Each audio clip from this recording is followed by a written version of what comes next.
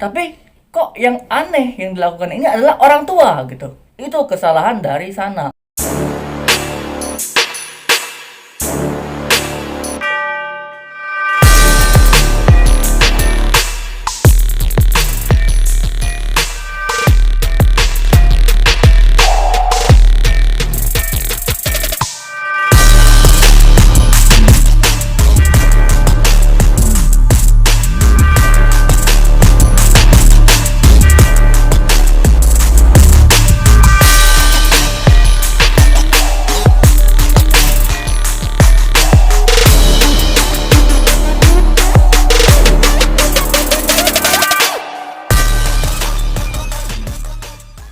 Halo, assalamualaikum warahmatullahi wabarakatuh. Salam sedoran. Halo teman-teman, apa kabar kalian semua ya? Jadi kali ini aku bakalan membahas sesuatu tentang ini ya, tentang konten-konten silat yang kali ini lagi viral banget ya teman-teman ya. Nah mungkin kita bakal langsung saja ya, karena aku juga lama kan nggak pernah membahas hal ini lagi, dan ternyata selama ini banyak banget orang yang DM di Instagram aku pengen bahas video ini gitu. Oke, kita bakalan langsung tonton videonya dulu ya. Seperti apa teman-teman? Videonya seperti ini. Dua, tiga. Yuk, bagus, bagus. Enggak. Lepas, lepas. Oke teman-teman, jadi videonya itu seperti itu teman-teman ya. Jadi ada seorang orang tua gitu kan dilempar pakai batu, blebuk. Kayak gitu kan hasilnya kan. Dan ternyata ya, setelah aku pahami, ada lagi nih anak kecil gitu, kiriman dari Mas Benny gitu kan. Mas Benny sudah upload gitu kan. Aku lihat dari videonya Mas Benny ya, Mas Benny Yosa. Ini videonya teman-teman.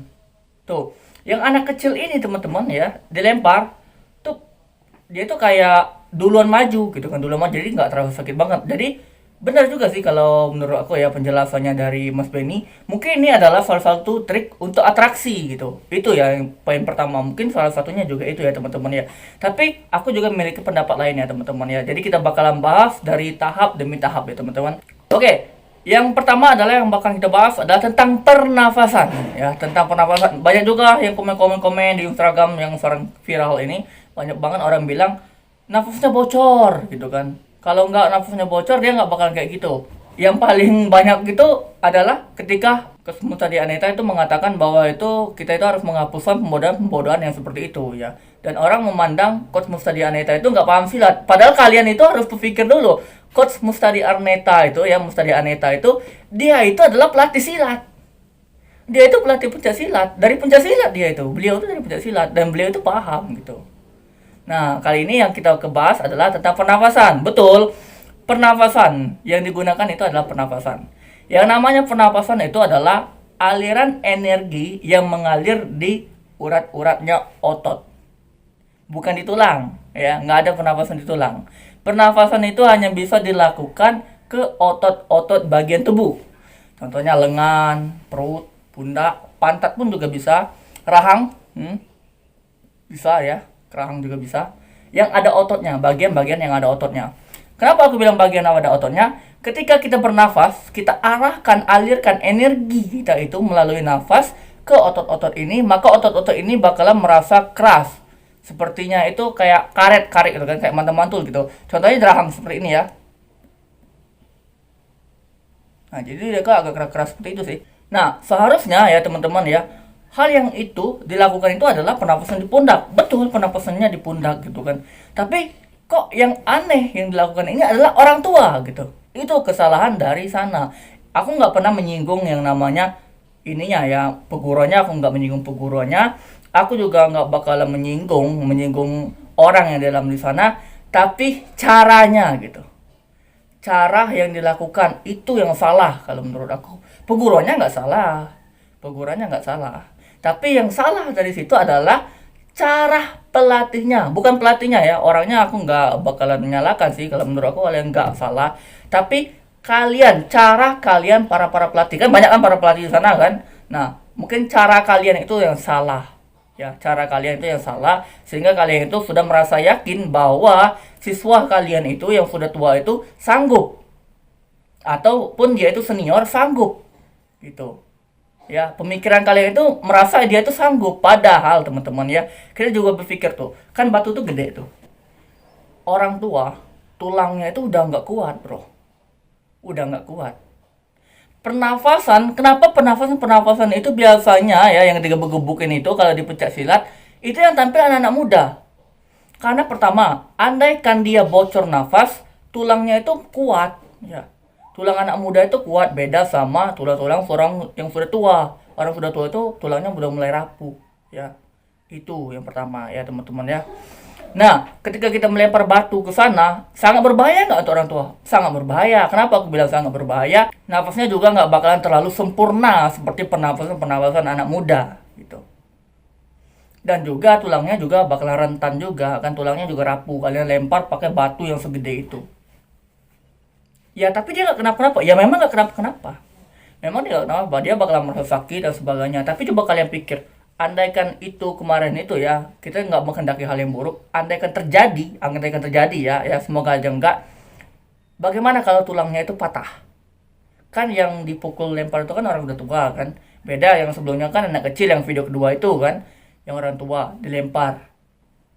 Ini semua jantung, semuanya detak jantung dan sebagainya itu semuanya itu udah nggak ini lagi ya, nggak sekuat kita lagi. Detak jantungnya juga bakalan cepat untuk kena serangan jantung dan sebagainya gitu. Mereka itu juga nggak bisa terlalu kena kejutan. Itu kalau menurut aku sama orang-orang tua sih. Ya kalau aku ada salah ya aku mohon maaf untuk kalian semua ya teman-teman ya.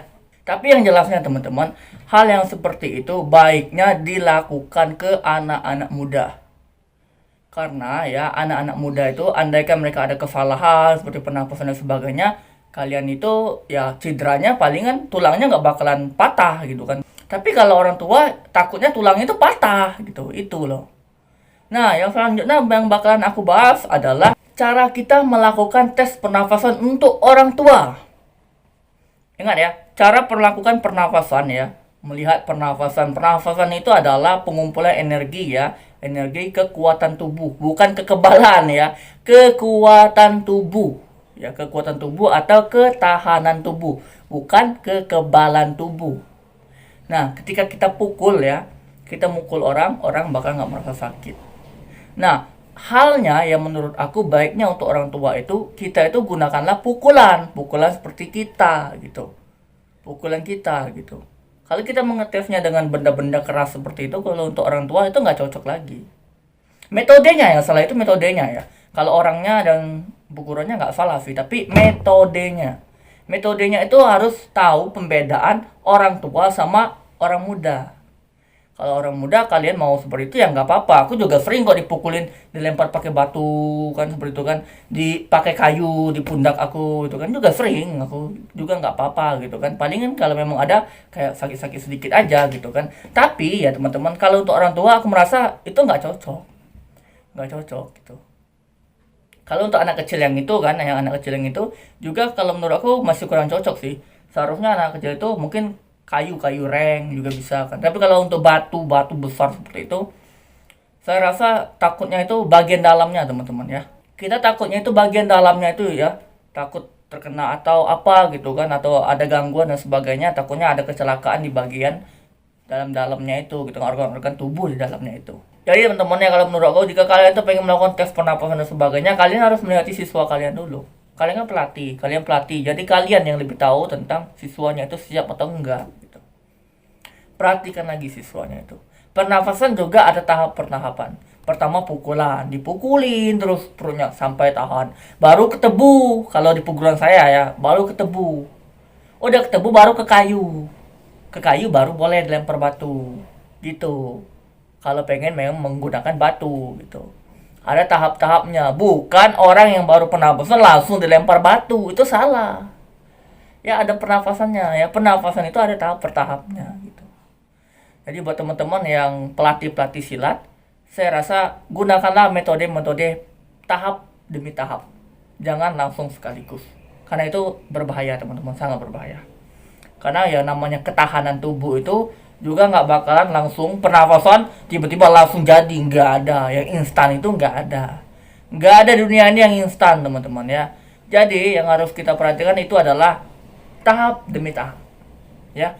Jadi buat peguruan tersebut ya, buat pelatih tersebut yang melakukan hal ini, gunakanlah tahap penahapan ya. Tahap demi tahap, step by step, agar mereka itu terbiasa Bukan ketahanan, tahan sebentar aja, udah, bukan kayak gitu. Pernafasan tuh bukan seperti itu. Pernafasan itu adalah tahap demi tahap ketahanan kita terhadap benda-benda keras, baik dari pukulan, debu, benda sedikit keras gitu kan, kayu gitu, batu dan sebagainya. Dan ingat, pernafasan tidak bakalan berguna di kepala. Kalau kepala kalian lempar batu, mati auto. Nggak mungkin nggak. Paling nggak bocor kepala kalian itu sih. Ya kalau kepala nggak ada ya. Tapi kalau otot-otot bagian sini boleh, rahang boleh juga ya. Rahang itu kalau untuk batu kayaknya nggak sih. Tapi kalau untuk pukulan oke lah gitu kan. Tapi kalau pukulan Rudy Ahong pingsan. Kalau pukulan-pukulan vector banyak yang pingsan kena rahang gitu kan. Tapi kan banyak juga kan orang yang latihan rahang gitu kan. Gitu ya. Jadi kalau yang untuk bagian kepala sini nih nggak bakalan sanggup ya kalau dipakai kayu, pakai batu, nggak bakalan sanggup ya teman-teman ya. Jadi obatnya itu ya itu teman-teman ya. Kalau pengen kalian itu melakukan pernafasan ya di bagian-bagian ini aja. Jadi buat teman-teman mungkin itu saja untuk penjelasan aku ya. Sorry ya teman-teman ya, aku ngomongnya nggak terlalu bagus seperti YouTuber lainnya yang sudah terbiasa bicara gitu kan. Aku udah lama nge-YouTube tapi ya masih juga ngomongnya kayak belepotan kayak gini gitu. Jadi aku mohon maaf ya buat teman-teman ya. Nah, jadi buat teman-teman ya yang melatih silat sampai sekarang ini, yang melakukan tahap-tahap seperti ini, lakukanlah tahap demi tahap, sedikit demi sedikit, ketahannya sedikit-sedikit juga ya. Jangan langsung sekaligus seperti itu, berbahaya. Dan lakukanlah kepada orang-orang yang tepat. Maksudnya orang-orang yang tepat, yang untuk anak kecil seperti apa, untuk orang dewasa seperti apa, dan untuk orang tua seperti apa. Nah, mungkin itu saja. Semoga bermanfaat. Saya Sami Munufo. Bye. Assalamualaikum warahmatullahi wabarakatuh. Salam saudara.